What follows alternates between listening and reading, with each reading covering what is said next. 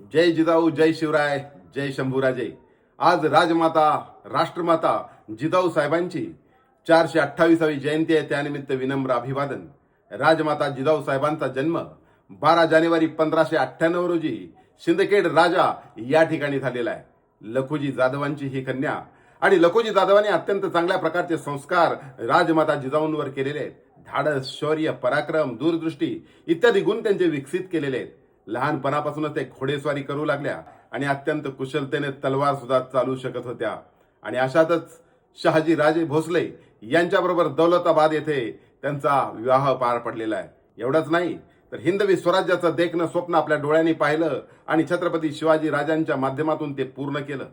आज आपण प्रत्येकजण म्हणत असतो की शिवाजी राजे पुन्हा घडले पाहिजे, पण ते दुसऱ्याच्या घरात.